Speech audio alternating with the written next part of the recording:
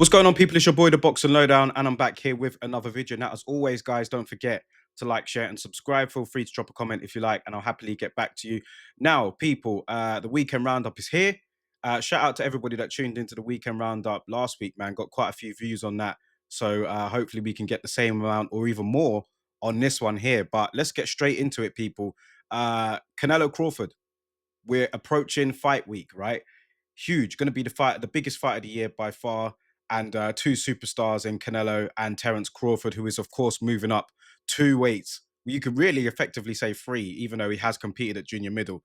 But yeah, he's going to be moving up the weights to take on Canelo in a fight that wasn't on my radar or anyone else's. But you know, it's here.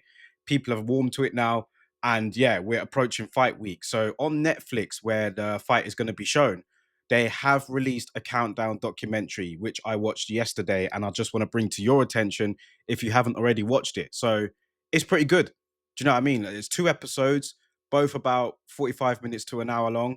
And yeah, it's listen, it's not gonna say it's as good as the HBO 24/7 days, you know, like those they were unrivaled to me.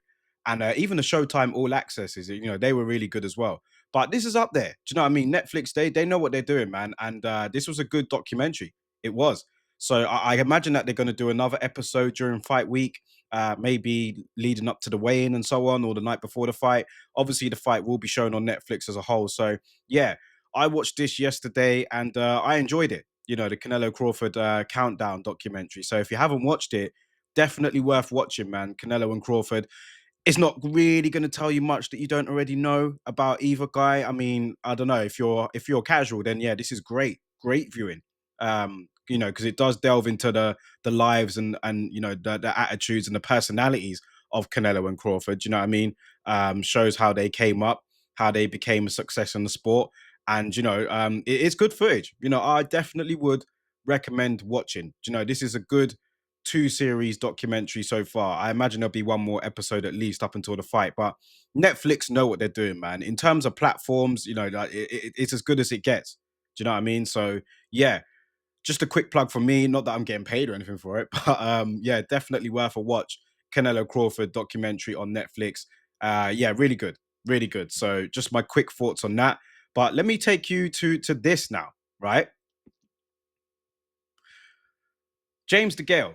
I watched this interview this morning actually because you know I spoke about this on a previous video. I've watched other people's videos on it where James DeGale was obviously coming back to boxing. It'll be bare knuckle boxing, but I was watching Hatman yesterday. Shout out to Hatman on his channel, and he was saying, you know, that James DeGale's condition on his interview, you know, didn't look very good. So I noted that from his channel, and then I got a text from my dad earlier this morning. Literally, when I woke up, I saw the text, and he was saying, "Have you seen James DeGale's interview on Talksport?" So I was like, you know what? That's two different people now. Let me go and have a look at this myself. So I went on Talksport, as you can see here, watched the interview. James DeGale looks terrible, man. I just have to say it. He looks terrible. Do you know what I mean? Like the speech was slurred. He looks a lot older, as you can see here. I mean, I know it's definitely some grays in there. Maybe that's why. I mean, he still looks in good shape. Do you know what I mean? He is in shape. But what concerned me the most was that, you know, it seems that he struggled to put a sentence together, man. Do you know what I mean? He's been out of the ring for 7 years. He admits that he partied too much. You know, he was involved with a lot of women and stuff like that. You know, his outside of the ring lifestyle, and yeah, it just made me question. He didn't make me believe him. I wasn't a believer from what he was saying in this interview here. He was saying that you know, he came back to boxing because he misses it and he didn't want to go out the way how he did and he loves it. But then he was asked questions like, "Oh, do you still watch it?" He was like, "Nah." So I'm just like, well, you're contradicting yourself then. Like, do you know what I mean? Do you really love it? Do you know what I mean? Because when he earlier on in the interview, he was asked, did he watch boxing? And he was like, yeah, when I was training, I was always watching and stuff like that.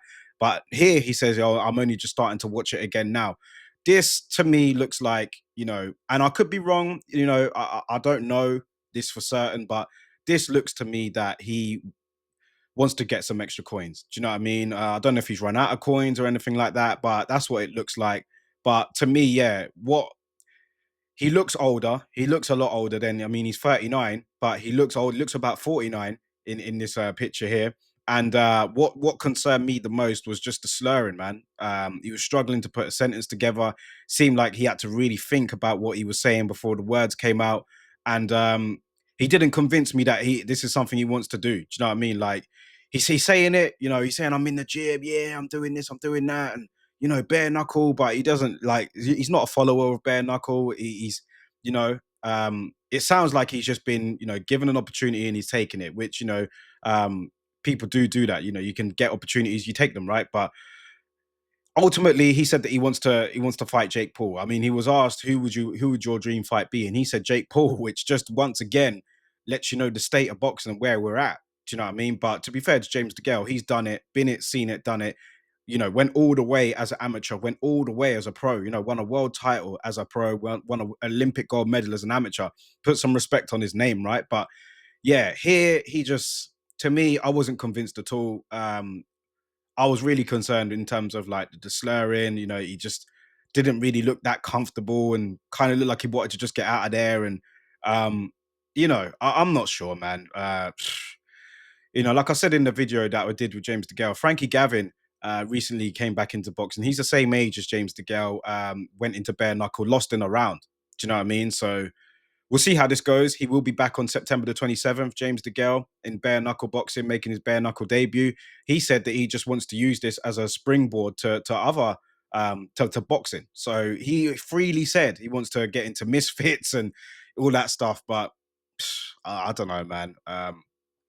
I wasn't convinced. I wasn't, man. And I was just a bit concerned with how he appeared and sound on here. I mean, he is in shape. It's not that he's not in shape, but yeah, just the way how he was struggling to be coherent with his words and the fact that he didn't convince me that he really missed it and he really wanted to get into boxing again. It sounds like that was what he was scripted to say, and you know, it could be more to it.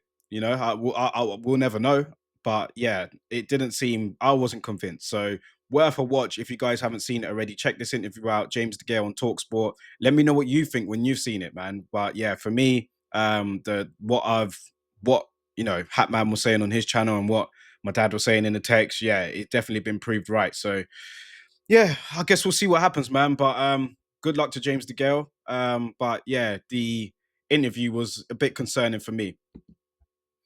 Just going to touch on this quickly, man. I did a separate video on Billy Joe Saunders yesterday. That's dropped on the channel. But yeah, what a week it's been here, man. Because Billy Joe Saunders, Richard Towers, and Steffi Ball all convicted of separate crimes, but you know they're all related because they're all you know British either former British boxers and or a trainer. Do you know what I mean? So we spoke about Billy Joe Saunders yesterday. We know that he's been sentenced for you know hair coursing, where he traveled hundreds of miles to use dogs for the purpose of killing hares on farmland. And yeah, he was sentenced pretty much to what 13.5 grand fine, no longer allowed to keep dogs for the foreseeable, and no longer able to travel into Lincolnshire for the foreseeable. So we know about the story with Billy Joe Saunders, right? But Richard Towers, I didn't know much about him, to be fair. I didn't really know Richard Towers. He was I don't remember him too well. I know that he's got a back. He's been to prison before, and he was a former heavyweight. Let's read the article here, actually. So Towers, a former heavyweight who compiled a 15-1 record between 2009 and 2014, was sentenced to 3 years and 3 months in prison after pleading guilty at Sheffield Crown Court to coercive and controlling behaviour. Mm. His ex-girlfriend told the court that Towers, whose real name is Richard Hales, had left her in debt and subjected her to years of emotional abuse. You controlled every aspect of my life, even the tiniest things, and made me believe that's how a woman should be. The relationship ended when Towers left with considerable debt, which resulted in his partner losing their home in Rotherham. In evidence obtained by the police, the woman was forced to communicate with her child using a secret code. Come on, man. Just, yeah, this is bad. This is bad. The court also heard that Towers would lecture on how he expected her to behave, force her to watch misogynistic videos, and left her fearing for her life on numerous occasions. So yeah, he's not a very nice person here. Towers been in jail before, and I think it was a serious charge before what he went to jail for. Yeah, here it is. I think this is it right here. Committed the offence during a suspended sentence for a firearms offence. Yeah, he was convicted for his involvement in the kidnap and torture of a man for 150 grand ransom in 2001. So yeah, like suspended sentence for a firearm offense, which is when he committed the crime, which is why he's gone back to jail to serve out the remainder of that sentence. Yeah, but I don't know much about Richard Towers, but yeah, it sounds like he's where he needs to be. Steffi Ball, yeah, that was 10-year sentence for him, man. 10-year sentence for him. And Steffi Ball, yeah, let's read the article. But that was well, wasn't the shot because we know he pleaded guilty to supplying cocaine, right? But yeah, sad state of affairs, man. Jailed for 10 years for his part in conspiracy to supply cocaine. The former boxer denied the charge against him, but subsequently admitted his guilt. So yeah, he tried it. Basically, he tried to say he wasn't guilty, but then eventually he did plead guilty. And the 48-year-old Ball worked alongside another man to purchase the drugs wholesale before supplying them to be sold in South Yorkshire. The pair believed their involvement would go undetected because they used an encrypted phone network, EncroChat, to communicate. He is expected to serve up to 40% of the 10-year sentence behind bars. So basically, he'll be in jail for 4 years. He'll come out, be on tag for however long, and then be on probation for the remainder of that sentence. So yeah, um, yeah, not a good week for British boxers, man. Do you know what I mean? Or former boxers, like yeah, Saunders, Richard Towers, Steffi Ball.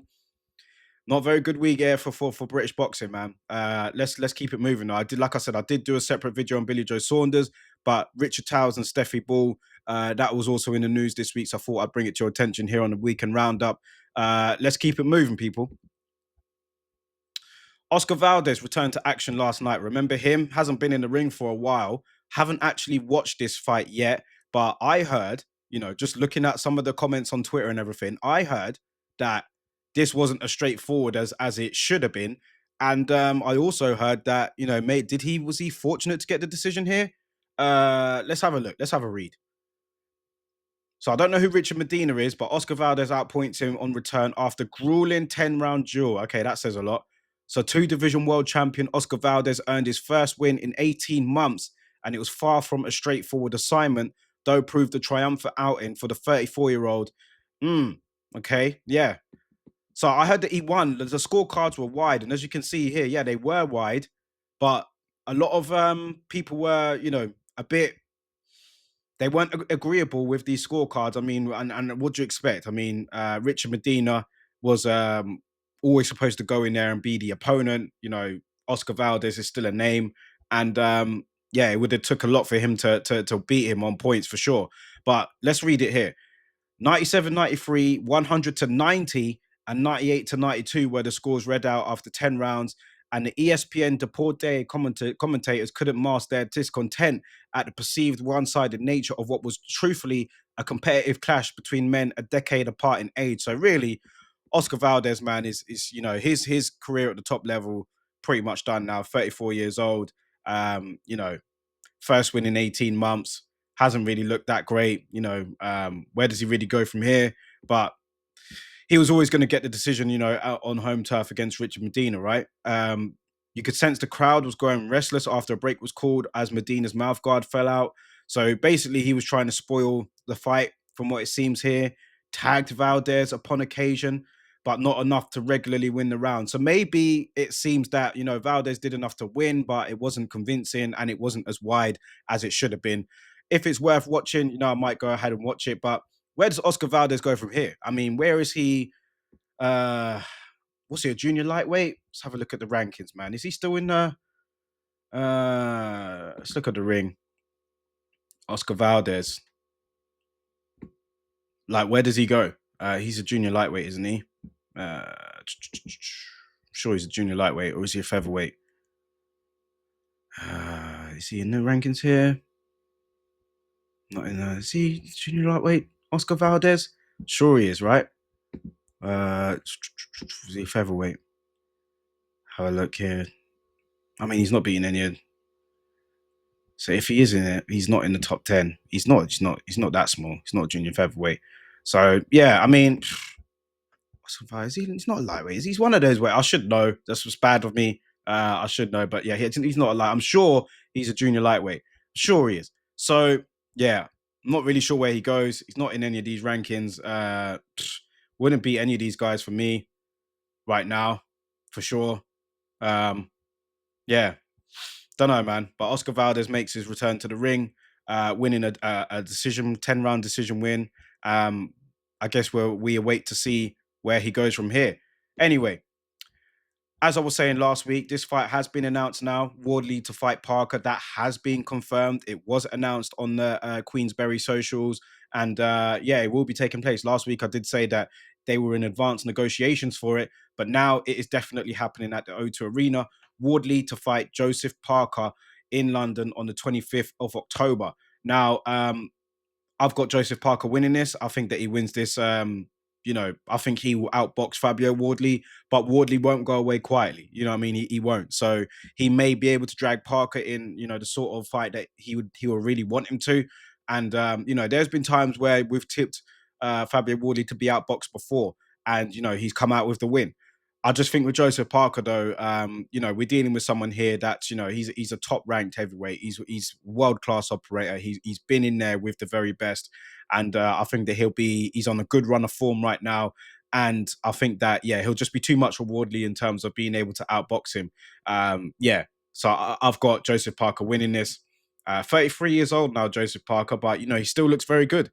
He's been in as good form as he has been. Do you know what I mean? So yeah, let's see what the undercard looks like. But of course, Joseph Parker, what both of these guys wanted to get the shot at Usyk. Both of them are the interim champions for the respected sanctioning bodies. Joseph Parker, the WBO, Fabio Wardley, the WBA. Joseph Parker is the mandatory for Usyk, but Usyk is going to be sidelined for the rest of the year, so they need to keep busy. Do you know what I mean? And I guess they're going at it against each other. Some have said that why would they risk their status by fighting each other? But it's a good fight. It's a good money fight for both. And why not, man? Like, let's just get these guys in the ring. Like, let's not apologize for it. Like, if these guys want to fight each other, let them fight. Do you know what I mean? I had too much of that in boxing nowadays. Where it's like, oh, don't fight him. It doesn't make sense. Like, we're not businessmen for them. We're just fans, right? We just want to see the best fight the best, or if it's not the best, have good competitive fights. And this is one of them. Even though I've got Joseph Parker winning, it should be a good scrap, and I think that the undercard would be pretty decent at the O2. Yeah, let's see what happens. So Joseph Parker and Fabio Wardley confirmed for the 25th of October. And just quickly before I go, man, I haven't seen this young lady, but yeah, there's a lot of buzz around her right now. And Tia May Ayton and Katie Taylor. Let's read the article here. Yeah, but basically, this young lady had a great amateur career. There's been a lot of hype about her going into the pros, and I saw one article say that she wants to become the youngest undisputed champion in in not just women's boxing but in boxing as a whole. She's only 19 years old. Could she do that? I guess we'll wait and see. But yeah, I mean, Katie Taylor, full of praise for this young lady. So she was in action last night, and she said that she can become the greatest female boxer of all time. So maybe I'm gonna have to lock in, man. I might have to see what she's about. But I didn't watch this fight. She obviously won it. Did she win it on points or did she knock her out? I think she knocked her out actually. So yeah, Ayton knocked down Bialic in the third round and drew blood from the French woman's nose in the fourth. Hit the deck again after a barrage of heavy right hands, prompting the referee to stop the fight. Okay, so she's getting knockouts, which is good. Do you know what I mean? She's just a teenager, and yeah, I mean, let's see how she gets on, man. I'm not sure if you guys have heard much about her. Let me know, but yeah, she's definitely got a lot of hype around her at the moment.